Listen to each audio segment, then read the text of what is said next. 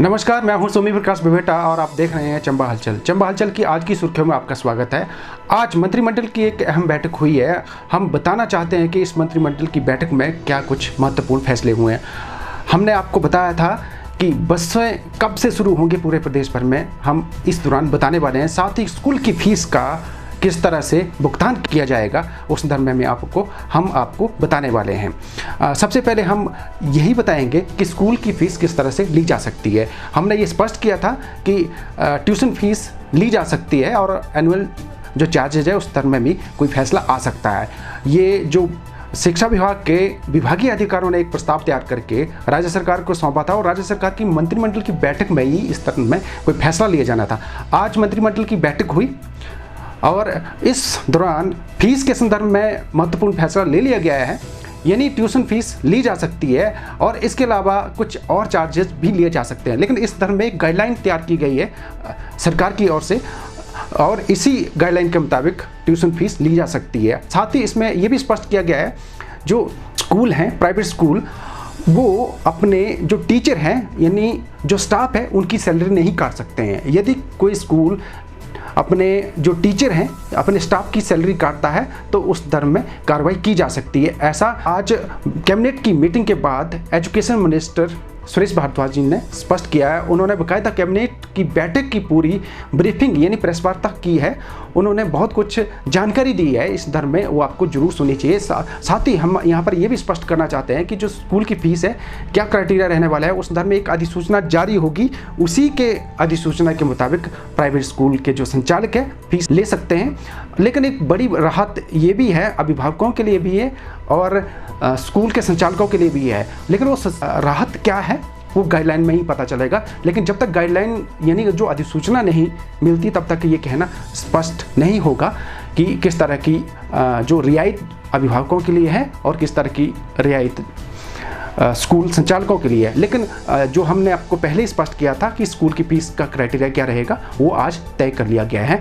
राज्य सरकार की कैबिनेट की बैठक थी, उसमें ये सारी चीज़ें तय कर ली गई है। इसी के साथ हमने ये भी कहा था कि बसें कब शुरू हो रही है, सभी जानना चाह रहे थे क्योंकि टैक्सियाँ नहीं चल रही थी, लॉकडाउन हो रखा है। हर व्यक्ति किसी न किसी अपनी ज़रूरत के चक्कर में यहाँ वहाँ जाना चाहता था, लेकिन जब बसें नहीं चल रही थी तो उन्हें आवाजाही में दिक्कत हो रही थी। लेकिन अब कैबिनेट की बैठक में ये फैसला कर लिया गया है कि बसें कब से चलनी है। 1 जून 2020 से सभी बसें प्राइवेट भी और सरकारी भी चलना शुरू हो जाएंगी। लेकिन इस दौरान डिस्टेंस मेंटेन करने की जिम्मेवारी परिवहन विभाग है उसकी रहेगी और इस संदर्भ में बाकायदा एक ट्रेनिंग सेशन आयोजित किया जाएगा और इस संदर्भ में वैसे प्रशिक्षित कर दिया गया है और जो आरटीओ हैं जो जिला स्तर पर हैं, क्षेत्रीय परिवहन अधिकारी, इस तरह में उन्हें गाइडलाइन दी गई है कि वो अपने एरिया में किस तरह से डिस्टेंस मेंटेन करवाते हुए जो बसों की आवाजाही कैसे करवाने वाले हैं और साथ में प्रॉपर सैनिटाइज भी किया जाएगा। बसों को किस तरह से किया जाना है वो परिवहन अधिकारियों को गाइडलाइन दी गई है। कैबिनेट की बैठक में ये भी फैसला किया गया है कि जो बसें हैं जब चलेंगी तो कंटेनमेंट जोन जहाँ पर बना है प्रदेश के किसी भी हिस्से में वहाँ से बस जरूर जाएगी, ना तो वहाँ पर कोई सवारी उतरेगी और ना ही वहाँ पर कोई सवारी चढ़ पाएगी। तो ये राज्य सरकार का फैसला है ताकि जो कोरोना वायरस है उसका साया प्रदेश की जनता पर ना पड़े। और लेकिन ये बस सुविधा शुरू कर दी जाएगी 1 जून 2020 से।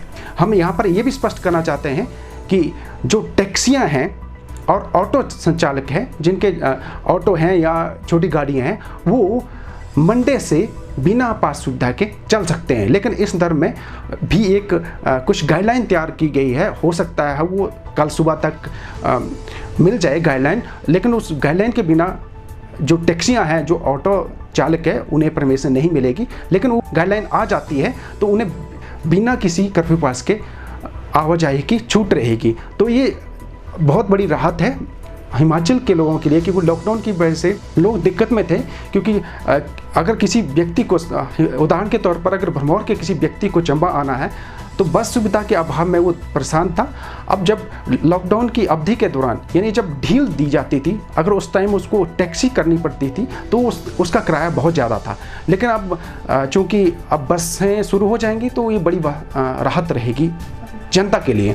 तो इसी के साथ हमने ये भी स्पष्ट किया था मीडिया में भी खबरें आ रही थी कि किराया बढ़ेगा या नहीं। ये जो 1 जून 2020 से जो बसें चलेंगी, फिलहाल राज्य सरकार का किराया बढ़ाने का कोई भी मूड नहीं है। इस संदर्भ में आज प्रेस वार्ता के दौरान ये स्पष्ट भी किया है कैबिनेट मंत्री हैं, एजुकेशन मिनिस्टर है, जब मिड टर्म कैबिनेट की बैठक हुई उसके बाद ये स्पष्ट किया गया कि किराया बढ़ेगा या नहीं। फिलहाल उन्होंने ये स्पष्ट किया है कि किराया बढ़ाने की अभी कोई भी स्थिति नहीं है और राज्य सरकार ने अभी किराया बढ़ाने का कोई भी फैसला नहीं लिया है। फिलहाल जैसा पुराना किराया था उसी किराए के मुताबिक अब सफ़र किया जा सकता है, लेकिन 1 जून 2020 से। और इसी के साथ एक और बात यहाँ स्पष्ट करना चाहते हैं, बड़े लोगों की ये समस्या थी कि सैलून कब खुलेंगे, पार्लर कब खुलेंगे।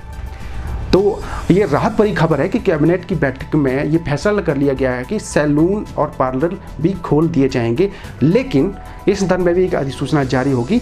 हो सकता है इसकी रविवार को भी अधिसूचना जारी हो जाए, लेकिन अब जो सैलून धारक हैं और जो पार्लर वाले हैं वो पार्लर खोल सकते हैं। सबसे बड़ी परेशानी तो लोगों की यही थी, कई लोगों के जो बाल थे बहुत बढ़ गए थे और दाढ़ियाँ भी बहुत लंबी लंबी हो चुकी थी। लॉकडाउन की अवधि में जिन्होंने खुद बना सकते तो बना ली थी, लेकिन कुछ लोग ऐसे थे कि जब वो ब्यूटी पार्लर, जो लेडीज़ की भी दिक्कत थी और जो जेंट्स थे उनकी भी दिक्कत थी, क्योंकि वो उनके बाल बहुत लंबे और दाढ़ियाँ भी बढ़ गई थी, इसलिए उनको दिक्कत ये थी कि वो कटवाए तो कहाँ करवाए। लेकिन अब राज्य सरकार ने एक गाइडलाइन तैयार की है, उसके मुताबिक अब सैलून भी खुल सकते हैं और पार्लर भी अब खुलने वाले हैं। तो ये बहुत बड़ी राहत की खबर थी। ये जो कैबिनेट के फैसले थे और बहुत कुछ फैसले लिए गए हैं। इसी के साथ हम यहाँ पर स्पष्ट करना चाहते हैं, जो आवारा पशु थे जो घूमते रहते थे उनकी अब टैगिंग करने का फैसला लिया गया है और इनकी टैगिंग के बाद इन्हें आवारा जो पशु हैं उन्हें जो गौशाला बनी है वहाँ पर रखा जाएगा। तो इस संदर्भ में एक महत्वपूर्ण फैसला लिया है और ये भी कहा गया है, और जो बेवजह अपने जो पशुधन को छोड़ते हैं उनके खिलाफ कार्रवाई करने का भी एक फैसला हुआ है। लेकिन अब ये राहत मिलने वाली है, क्योंकि हिमाचल की अलग अलग जिलों में जो आवारा पशु है घूमते दिखते थे, इसकी वजह से कई बार हादसे भी हुए हैं, चूँकि राज्य सरकार के लिए एक बहुत बड़ा मसला था, क्योंकि इसकी वजह से काफ़ी हादसे हो रहे थे। अब फैसला कर लिया गया है जो आवारा पशु हैं उनकी टैगिंग होगी और उसके बाद इनको जो आवारा पशु हैं उनको गौसदनों में रखा जाएगा। तो ये कैबिनेट की मीटिंग के ये महत्वपूर्ण फैसले थे और कुछ भी और भी इस संदर्भ में कोई फैसले लिए गए हैं वो आपको जरूर सुनने चाहिए, क्योंकि वो प्रेस वार्ता की है कैबिनेट मिनिस्टर, जो एजुकेशन मिनिस्टर है सुरेश भारद्वाज जी ने, उन्होंने क्या कुछ कहा आपको जरूर सुनना चाहिए। सर्वप्रथम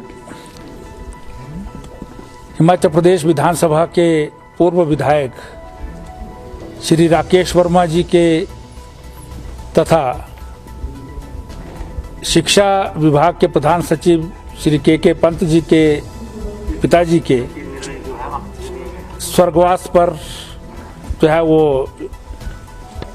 श्रद्धा सुमन अर्पित किए गए। ईश्वर से प्रार्थना की गई कि दिवंगत आत्मा को सद्गति प्रदान हो।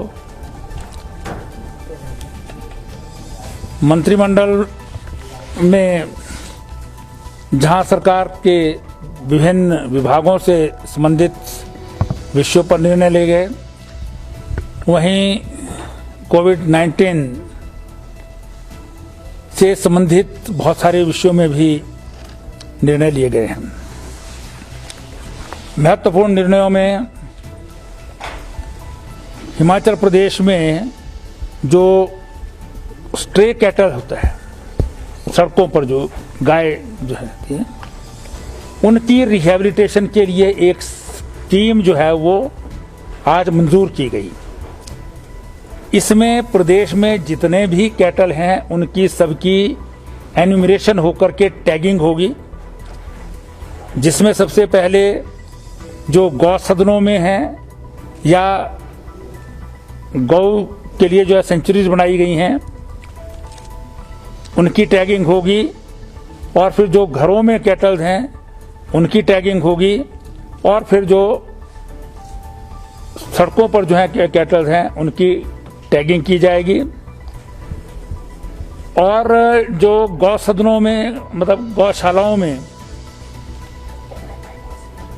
जो गाय हैं उनको 500 रुपये पर गाय के हिसाब से जो है वो सहायता प्रदान की जाएगी, और जो सड़कों पर गाय स्ट्रे कैटल है उनको जो है वो उनमें से भी जितनी जितनी कैपेसिटी उन गौशालों में होगी उनको जो है वो गौशालों में स्थान देने के लिए उनको कहा जाएगा और टैगिंग के बाद उनकी भी उसी प्रकार से जो है वो 500 के हिसाब से जो है वो पर कैटल दिया जाएगा।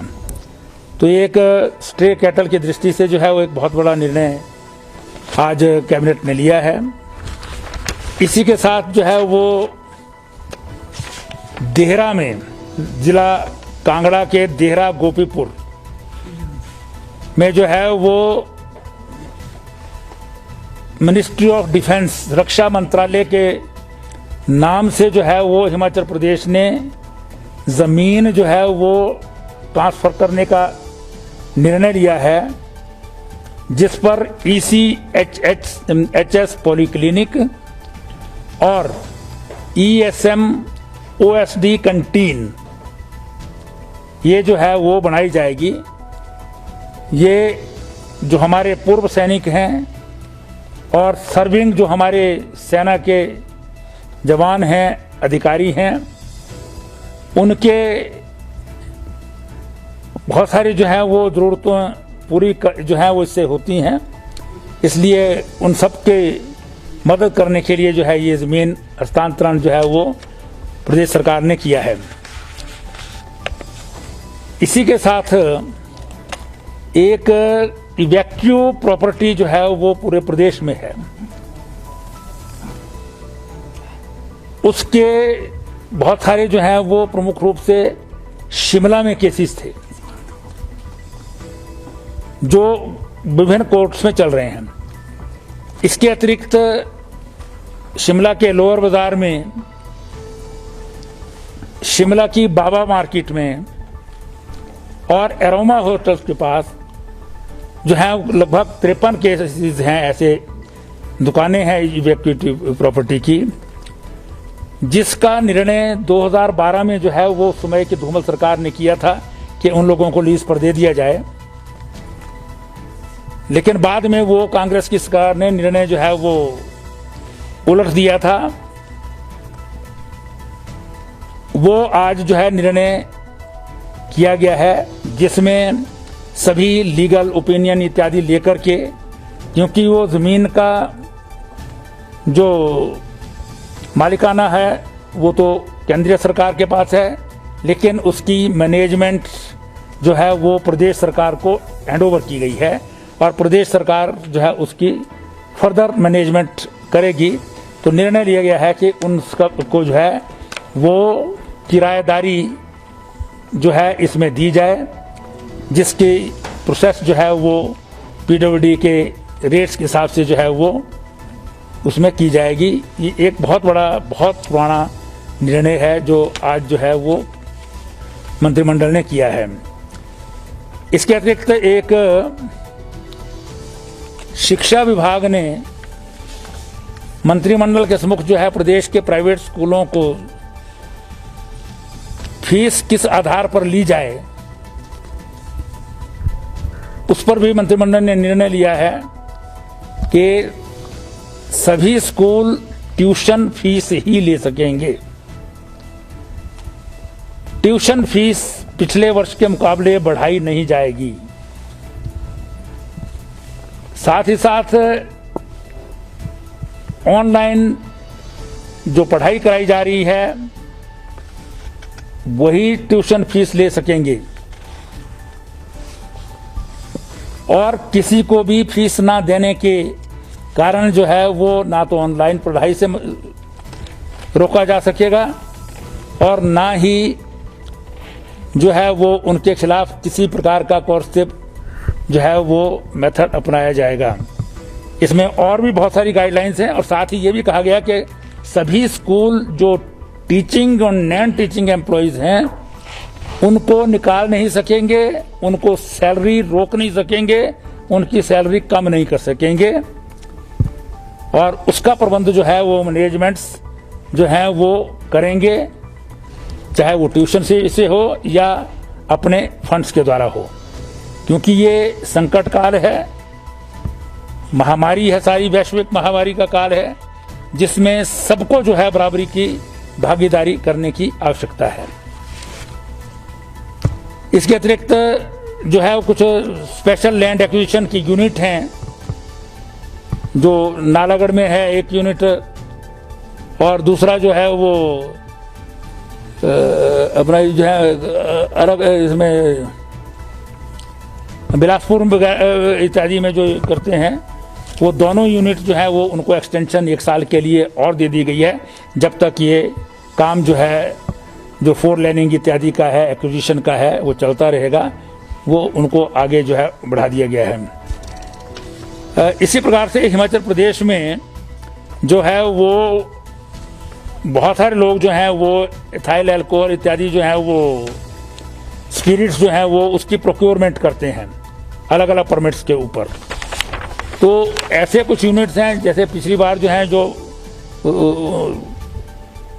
बनाते हैं सैनिटाइज़र, उनको जो है वो 4.5 रुपया बढ़ाया गया था, लेकिन उसमें कुछ जो है डिस्टिलरीज इत्यादि हैं जो दूसरे लाइसेंस के अंदर काम करती हैं, D2 के अंदर, वो जब L19A के लाइसेंस उन्होंने भी लेने शुरू किया और सैनिटाइज़र बनाना शुरू किया, तो सैनिटाइज़र जो वो बनाएंगे उनके ऊपर भी 4.5 रुपया बाकियों के हिसाब से जो है वो बढ़ा दिया गया है। हमारे जो जिलाधीश हैं सारे हिमाचल प्रदेश में, जिनको डिस्ट्रिक्ट मजिस्ट्रेट्स की पावर हैं, धारा 144 CRPC के अंतर्गत उनकी ये शक्तियां जो हैं वो फर्दर बढ़ा दी गई हैं। 30 जून तक जो है वो इन शक्तियों का प्रयोग जो है वो कर सकेंगे। इसी प्रकार से जो है वो Lal Bahadur Shastri government degree college और हॉस्पिटल नेरचौक जो है मंडी में, उसमें BSc नर्सिंग की सीट्स जो पहले 40 थी उनको 60 कर दिया गया है, वो बढ़ा दी गई हैं। और असिस्टेंट प्रोफेसर रेडियोलॉजी में और गैस्ट्रोएंटरोलॉजी के पद जो हैं वो IGMC के लिए स्वीकृत किए हैं, जो HPSC से भरे जाएंगे। इसी प्रकार से Rajendra Prasad government medical college Tanda के लिए जो है वो एनाटॉमी में और पीडियाट्रिक्स जो है वो उसके 2 असिस्टेंट के पद जो हैं वो सृजित किए गए हैं, जिनको जो है वो HPSC के द्वारा भरा जाएगा। एक बहुत महत्वपूर्ण निर्णय जो है वो नगरोटा बगुआ की सीट में लिया गया है। वहाँ पर जो है वो एक जो है वो अपना जो है क्या उसको वेटरनरी हॉस्पिटल जो है वहाँ पर खोलने को स्वीकृति जो है वो प्रदान की है। ये बहुत अरसे से माननीय मुख्यमंत्री जी की जो है घोषणा थी, और उस घोषणा को जो है वो मंत्रिमंडल द्वारा जो है वो पूरा किया गया है। इसी के अतिरिक्त जो है वो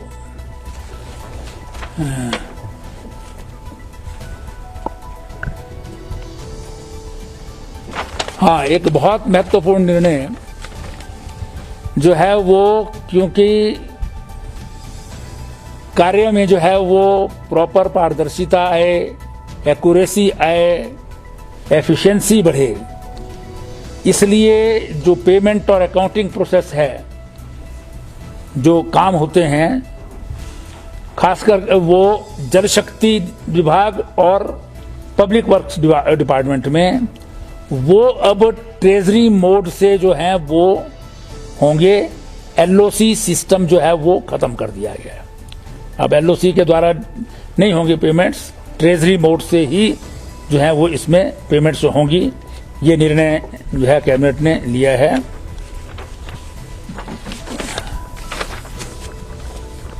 इसके अतिरिक्त कैबिनेट में जो है वो कोविड-19 को लेकर के जो अभी तक की कार्रवाई है, उससे संबंधित जो है वो हमारे ACS हेल्थ ने प्रेजेंटेशन दी, और दूसरी प्रेजेंटेशन कितने लोग जो हैं वो प्रदेश में आए या प्रदेश से जा रहे हैं, क्या क्या जो है वो उनके लिए व्यवस्थाएं की गई हैं, उन सब की प्रेजेंटेशन प्रिंसिपल सेक्रेटरी रेवेन्यू ओंकार शर्मा जी ने दी है। और इसी प्रकार से जो है वो प्रेजेंटेशन ट्रांसपोर्ट के जो प्रिंसिपल सेक्रेटरी हैं जेसी शर्मा जी ने, उन्होंने भी जो है वो सारी ट्रांसपोर्ट व्यवस्था पर जो है एक प्रेजेंटेशन दी है। इन सब चीज़ों की प्रेजेंटेशंस को देखते हुए मंत्रिमंडल ने निर्णय लिया है कि 60% कैपेसिटी पर 1 जून 2020 से प्रदेश में सभी स्थानों पर बसें चलेंगी, प्राइवेट भी और पब्लिक भी। Full fleet? हाँ, फुल फ्लीट चलेगा, लेकिन डिस्टेंसिंग, सोशल डिस्टेंसिंग मेंटेन करते हुए। और कंटेनमेंट जो जोन है वहाँ से ना बोर्डिंग होगी, ना वहाँ पर कोई उतारा जाएगा। क्रॉस कर सकती हैं वहाँ से, लेकिन कोई वहाँ पर जो है वो नहीं होगा। बाकी पूरे प्रदेश में जो है चलेंगी। इंटर स्टेट जो है वो नहीं चलेगी। एसी बसें नहीं चलेंगी। टैक्सीज और ऑटो, उनको परमिशन दे दी गई है, वो आज ही हो जाएंगी, तो शायद सोमवार मंगलवार के बाद जो है वो चल सकेंगे। पास की जरूरत नहीं पड़ेगी। हाँ, उनको पास की जरूरत नहीं पड़ेगी। पूरी स्टेट में चल सके, लेकिन उनको भी सोशल डिस्टेंसिंग, जितने पैसेंजर उसमें अलाउड हैं वही ले जा सकेंगे उसको। प्राइवेट व्हीकल भी ऑफ कोर्स वो सारा पूरे प्रदेश में जो है वो चलेगा। पब्लिक ट्रांसपोर्ट 1 जून से 100%। आप जहाँ रहो ना, आप बड़ी दूर से पूछ रहे हैं, आप सुन नहीं रहे हैं। और इसके अलावा जो है वो महत्वपूर्ण निर्णय ये है कि saloons, barber shops social distancing maintain करेंगी। गाइडलाइंस उनको इशू की जाएंगी। उन गाइडलाइंस के हिसाब से जो है वो काम करना प्रारंभ कर देंगे। और अभी से तुरंत जो है, परसों से ही हो जाए, कल संडे है। और इसके बाद साथ साथ जो छोटे छोटे वेंडर हैं, सोशल डिस्टेंसिंग मेंटेन होगी। जहां पर कैरी करके जो सामान लिया जाता है, जैसे कुलचे वाला खड़ा होता है, कैरी करके लिया जाता है, उनको भी जो है वो अलाउड होगा। तो ये जो है महत्वपूर्ण निर्णय इसमें लिए गए हैं। इकोनॉमिक रिवाइवल के लिए जो एक मंत्रिमंडलीय समिति बनी थी, उसकी रिकमेंडेशंस और टास्क फोर्स की प्रेजेंटेशन आगे मोस्ट प्रोबेबली बुधवार को स्पेशल मंत्रिमंडल की बैठक में चर्चा भी होगी, प्रेजेंटेशन भी होगी और उसमें निर्णय भी होंगे।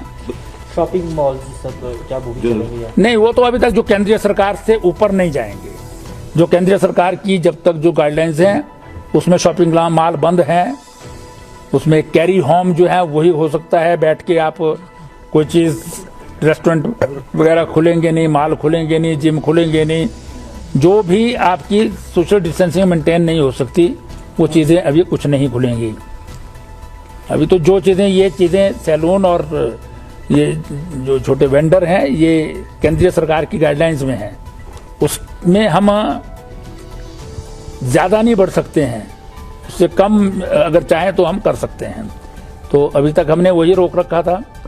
अब जो है वो लगा है कि इसको शुरू कर देना चाहिए, पर सोशल डिस्टेंसिंग जो है वो सबको मेंटेन करनी होगी, मास्क पहनने होंगे और बाकी गाइडलाइंस जो हैं, जो इशू होगी, उस गाइडलाइंस का पालन पूरा जो है वो करना होगा। स्पेशल कैबिनेट सर इसी बुधवार को होगी? हाँ, मोस्ट प्रोबेबली बुधवार को हो सकती है, आगे पीछे भी एक आधे दिन हो सकती है, लेकिन सैलून के लिए क्या गाइडलाइंस है इसमें?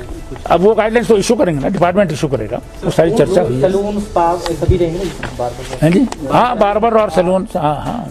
सर, जो फीसों को लेकर निर्णय लिया गया है, ये कब से कब तक रहेगा? कितने मंथ के लिए रहेगा? आगे भी रहेगा? ये आपको जो है वो गाइडलाइंस इशू किया, उसमें पूरा ऑर्डर है, वो उसमें डिफरेंट चीज़ें हैं, वो उसमें सब चीज़ें लिखी हैं कि कब से कब रहेगा, कौन सी चीज़ ले सकते हैं, कौन सी नहीं ले सकते हैं, वो तो वो सब उसमें जो है किया है।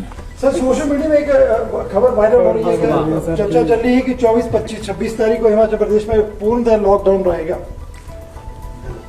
पता नहीं, ये आप किसी मीडिया में चल रहा होगा। अभी तक ऐसा कोई मंत्रिमंडल ने कोई निर्णय नहीं लिया है, और इस तरह की अफवाहों पर जो है किसी प्रकार का मैं कमेंट करना जो है वो शायद जो है, मुझे लगता है कि ऐसा प्रश्न करना और ऐसा जवाब देना भी जो है वो तो ही नहीं। स्पोर्ट्स एक्टिविटीज का क्या रहेगा? अफवाहों के ऊपर जो है कोई जवाब नहीं दिया जाएगा। ऐसे लोगों के खिलाफ कार्रवाई की जाएगी। निश्चित रूप से पहले भी ऐसे व्यक्ति जो है जिन्होंने इस तरह की अफवाहें की थी उनके खिलाफ FIR दर्ज हुए हैं, केसेस बने हैं। अगर इस प्रकार की अफवाहें बनेंगे तो इसका जो है करेंगे। सर ये बसें जो चलेगी इंटर डिस्ट्रिक्ट चलेगी या नहीं through out Himachal Pradesh, with in state, outside state नहीं चलेगी। उसके लिए हाँ जी, जरूरत रहेगी अब सर की नहीं नाइट को नहीं चलेंगी। अच्छा, दिन नाइट नहीं चलेगी। जब तक का अगर सेंट्रल गवर्नमेंट ने जो कर्फ्यू इम्पोज किया हुआ है तब तो नहीं चल सकती ना। Sports complex social distancing maintain की जाएगी। स्पोर्ट्स कॉम्प्लेक्स और जिम्स कब तक खुलेंगे? अभी नहीं है, ये सेंट्रल गवर्नमेंट ने जब तक बंद किए हैं तब तक नहीं खोल सकते। सर किराए को लेकर भी कोई डिसाइड हुआ कि अगर नहीं, अभी कुछ नहीं है। अभी जो किराया है उसी पर चलेंगी। बिजली में सेस की भी बात सामने आई थी सर। अभी कुछ नहीं है जनाब, जो मैंने बोला है उतना ही है, उससे ऊपर का कोई क्वेश्चन नहीं है। हमारी अगली सुर्खी विपक्ष के साथ सत्ता पक्ष के विधायकों के मिलने से जुड़ी है। हमने यहाँ स्पष्ट किया था कि स्पेशल सेशन आयोजित करने की मांग को लेकर विधानसभा अध्यक्ष से विपक्ष के नेता मुकेश अग्निहोत्री मिले थे। इस दौरान सत्ता पक्ष के भी कुछ वरिष्ठ विधायक थे। इसको लेकर सियासत गर्मा गई थी और पार्टी हाईकमान ने इस पर रिपोर्ट तलब की थी। अब सूत्र खुलासा करते हैं, जो विपक्ष के लोग मिले थे विधानसभा अध्यक्ष के साथ, चूंकि विपक्ष के नेता मुकेश अग्निहोत्री की अगुवाई में मिले थे और सत्ता पक्ष के विधायक ऐसी हालात में क्यों मिले थे, और बताया जा रहा है जो सत्ता पक्ष के विधायक हैं जो विपक्ष के नेता की अगुवाई में विधानसभा अध्यक्ष से मिले थे, उन्हें शो कॉज नोटिस जारी हुए हैं। तो ये बड़ी बात है, क्योंकि सबसे बड़ी बात तो इसलिए कही जा रही है कि विपक्ष के नेता की अगुवाई में सत्ता पक्ष के विधायकों को मिलने की क्या जरूरत थी। मसला बड़ा है क्योंकि सियासत है, सियासत में कुछ भी हो सकता है। बाकी इससे जुड़ी आगे की अपडेट क्या रहने वाली है हम आपको वो भी जरूर बताएंगे। हमारी अगली सुर्खी रातों रात कोरोना एक्टिव मरीज की मौत के बाद संस्कार से जुड़ी है। रातों रात एक कोरोना एक्टिव मरीज को किस हालात में जला दिया गया, और सबसे बड़ी बात है कि डीजल से उसकी लाश को जलाया गया था। मसला गंभीर था।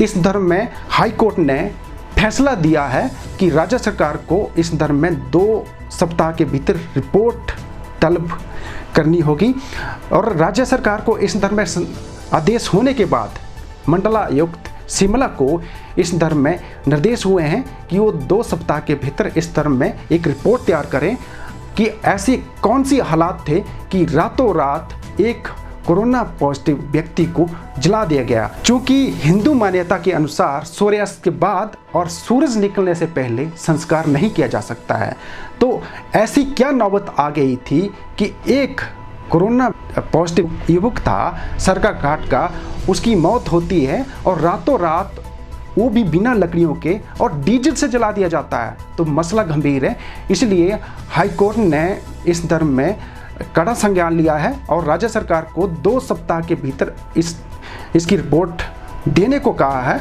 और इस धर्म में एक कार्रवाई भी की जा सकती है। लेकिन ये कोर्ट के फैसले हैं, जो कोर्ट में होगा वही हम आपको स्पष्ट कर सकते हैं। हमारी अगली सुर्खी स्कूलों में आयोजित होने वाली प्रतियोगिता से जुड़ी है। पर्यावरण दिवस पर एक प्रतियोगिता आयोजित की जा रही है। इसमें स्लोगन भी रहेगा, साथ ही चित्रकला प्रतियोगिता का भी आयोजन होगा। ऑनलाइन ये प्रतियोगिता होने वाली है। इसमें स्कूल स्तर के बच्चे भी हिस्सा ले सकते हैं, साथ ही कॉलेज स्तर के स्टूडेंट भी इसमें हिस्सा बन सकते हैं। लेकिन इसमें स्पष्ट ये भी कहा गया है कि 26 तारीख तक, यानी 26 मई तक जो प्रविष्टि है, यानी जो ऑनलाइन प्रतियोगिता होगी वो 26 मई तक बीपीओ कार्यालय तक वो पहुंचनी चाहिए। जिस भी स्कूल के बच्चे इसमें हिस्सा लेंगे उसकी प्रविष्टि 26 मई तक बीपीओ कार्यालय पहुंचनी चाहिए। उसके बाद 28 मई तक डिप्टी डीओ कार्यालय पहुंचनी चाहिए, ताकि समय रहते इसका जो रिजल्ट तैयार किया जा सके। इस धर्म में जो डिप्टी डायरेक्टर हैं उन्होंने स्पष्ट कहा है कि प्रतियोगिता में किस तरह से बच्चे हिस्सा ले सकते हैं और कॉलेज स्तर की भी बच्चे इसमें हिस्सा ले सकते हैं। बाकी उन्होंने इस प्रतियोगिता के संदर्भ में कुछ और भी कहा है, आपको ये जरूर सुनना चाहिए।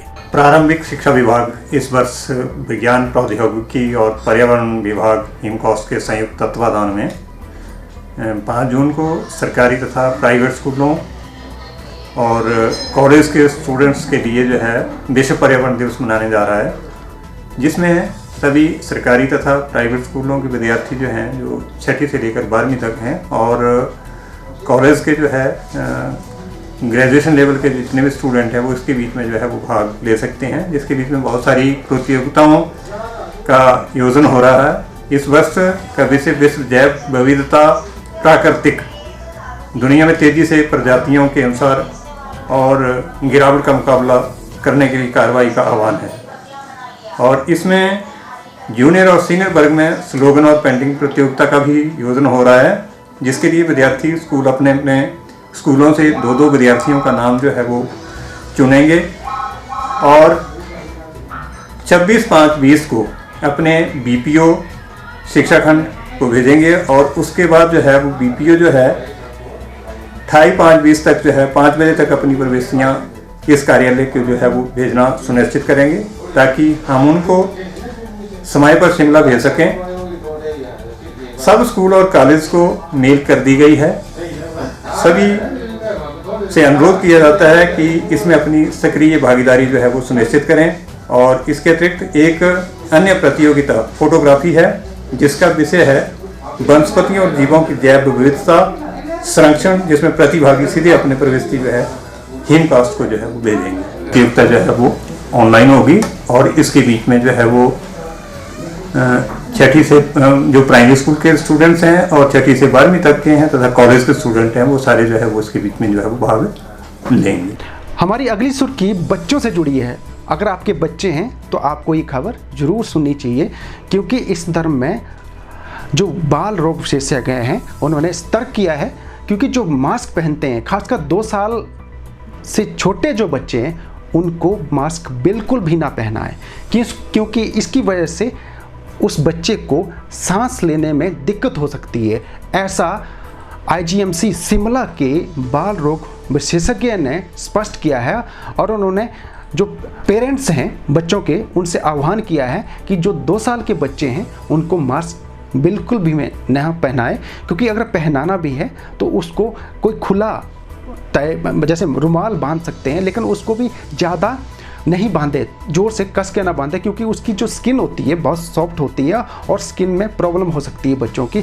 यदि 2 साल से यानी 10 साल तक का बच्चा है तो उसको मास्क पहनाया जा सकता है, लेकिन वो मास्क भी ऐसा होना चाहिए जिसमें स्किन को कोई प्रॉब्लम ना हो, क्योंकि इस धर्म में बाल रोग विशेषज्ञ है जो IGMC शिमला में हैं, उन्होंने स्पष्ट किया है कि उनके पास ऐसे बहुत से मामले आ रहे हैं जो 2 साल के बच्चे हैं उनको सांस की प्रॉब्लम होना शुरू हो गई है, और इसलिए जो पेरेंट्स हैं उनसे आह्वान किया जा रहा है, और या तो भीड़ में जाएं ही ना, अगर भीड़ में ले जाना भी है मजबूरी है तभी जाएं, अदरवाइज बच्चों को भीड़ में बिल्कुल भी ना ले जाएं। खासकर 10 साल तक के बच्चों को तो बिल्कुल भी बाहर ना निकालें, और बुजुर्गों के लिए भी ऐसी हिदायत दी जा रही है, लेकिन बच्चों का मामला है, इसलिए बच्चों को जो 2 साल के छोटे हैं, 2 साल तक हैं, उनको मास्क बिल्कुल भी ना पहनाएं जो उसकी स्किन को नुकसान पहुंचाए। और हो सकता है ऐसा करके अगर मास्क जो है पहनाया जाता है ज़बरदस्ती तो उसको सांस लेने में दिक्कत भी हो सकती है।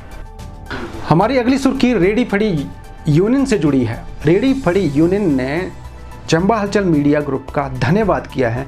धन्यवाद इसलिए किया है क्योंकि बड़े दिनों से वो बंद थे, वो बेरोजगार होकर रह गए थे, क्योंकि लॉकडाउन की अवधि के दौरान उन्हें रोजगार का कोई भी साधन नहीं था, क्योंकि उनकी रेडियाँ बंद थी। और चंबा हलचल के माध्यम से उन्होंने बार बार प्रशासन से गुजारिश की थी कि उन्हें रेडियाँ लगाने की अनुमति दी जाए ताकि उनका भी रोजगार धंधा चल सके। चूँकि अब प्रशासन ने अनुमति दे दी है और आज से रेडियाँ लगनी शुरू हो गई है, तो इसके लिए उन्होंने जो रेडी फड़ी धारक है और रेडी फड़ी यूनियन के प्रधान हैं, उन्होंने विशेष तौर पर चंबा हलचल मीडिया ग्रुप का आभार व्यक्त किया है, क्योंकि बार बार इसी मीडिया ग्रुप के माध्यम से उनके इस मुद्दे को उठाया जाता रहा है। रेडी फड़ी यूनियन वर्कर लकी, मैं इरावती फुटपाथ पे रेडी लगाता हूँ। जैसे कि हमने प्रशासन से गुहार लगाई थी कि SDM महोदय से कि महोदय हमारी रेडी खुलवाई जाए, तो प्रशासन ने हमें आज से अनुमति दे दी गई है। तो जैसे कि प्रशासन ने हमें सोशल डिस्टेंसिंग के लिए बोला है, हम उसकी पूरी पालना करेंगे। और मैं प्रशासन का धन्यवाद करता हूं कि उन्होंने हमें रेडी लगाने की अनुमति दी। चंबा हलचल के माध्यम से हमने प्रशासन से गुहार लगाई थी, तो धन्यवाद करते हैं हम प्रशासन का कि उन्होंने हमें रेडी लगाने की अनुमति दी। विजेंद्र कुमार चंबा, हमने प्रशासन से गुहार लगाई थी कि हमारी रेडी की खोलने की इजाज़त दी जाए, इसलिए आज प्रशासन ने हमारी सुनी और हमें इजाज़त दी है। इसका हम बहुत बहुत धन्यवाद करते हैं। और आगे जो भी है, जो भी प्रशासन हमें दी है, जबर दी है, इसको डिसीजन बना के रखे हैं, वो हम उनकी पूरी तरह से पालन करेंगे। चंबा हलचल के माध्यम से जो आवाज़ उठाई थी और उन्होंने हमें हमारी आवाज़ प्रशासन तक पहुँचाई, और हम धन्यवाद करते हैं चंबा हलचल का और प्रशासन का जिन्होंने हमें अनुमति दी। हम बहुत धन्यवाद करते हैं प्रशासन का और चंबा हलचल का। तो ये थी हमारी आज की सुर्खियाँ। सोमवार को फिर से सुर्खियाँ लेके आएंगे, तब तक के लिए धन्यवाद।